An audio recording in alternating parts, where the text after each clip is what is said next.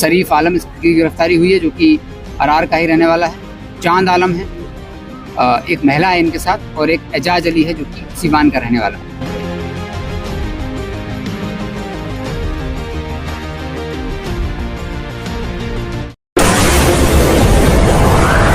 SN live, सच सबसे आगे। थावे माता मंदिर चोरी कांड, सिवान कनेक्शन का बड़ा खुलासा।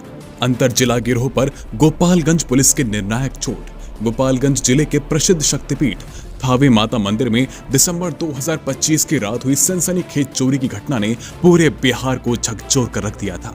यह मामला सिर्फ एक मंदिर चोरी तक सीमित नहीं रहा, बल्कि पुलिस जांच में धीरे धीरे इसका अंतर जिला आपराधिक नेटवर्क सामने आया, जिसमें सिवान जिले की भूमिका भी उजागर हुई।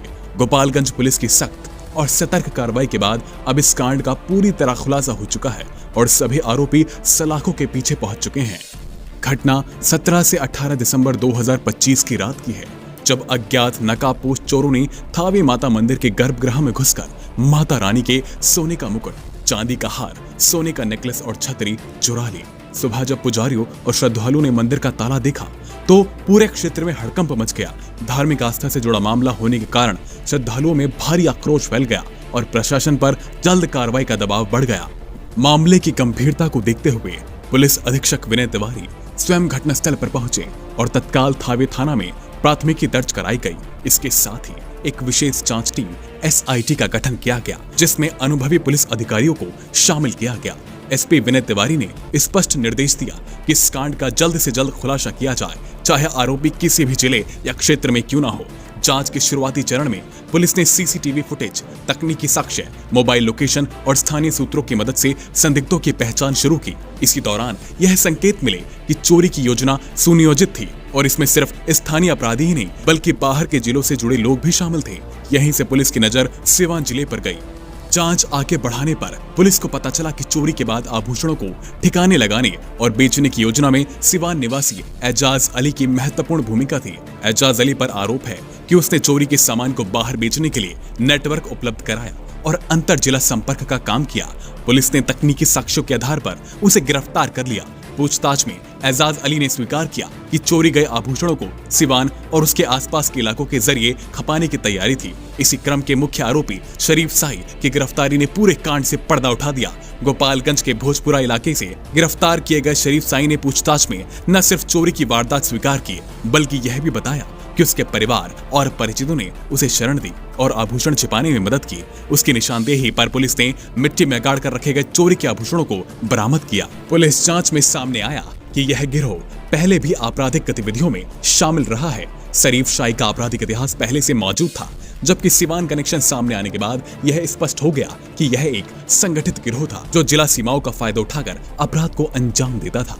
इस कांड में पुलिस पहले ही दीपक राय उर्फ दीपांशु गाजीपुर, इजामल आलम पूर्वी चंपारण और गुड्डन उर्फ गुड्डुल गोपालगंज को गिरफ्तार कर चुकी थी। बाद में सिवान एंगल सामने आने के बाद एजाज अली सहित अन्य सहयोगियों की गिरफ्तारी हुई। अब तक कुल 7 आरोपियों को गिरफ्तार कर न्यायिक हिरासत में भेजा जा चुका है। बरामदगी में माता रानी के सभी चोरी हुई आभूषण शामिल हैं, जिससे श्रद्धालुओं ने राहत की सांस ली। पुलिस का कहना है कि यदि सिवान कनेक्शन पर समय रहते कार्रवाई नहीं की जाती तो आभूषणों को राज्य से बाहर भी भेजा जा सकता था, जिससे बरामदगी मुश्किल हो जाती।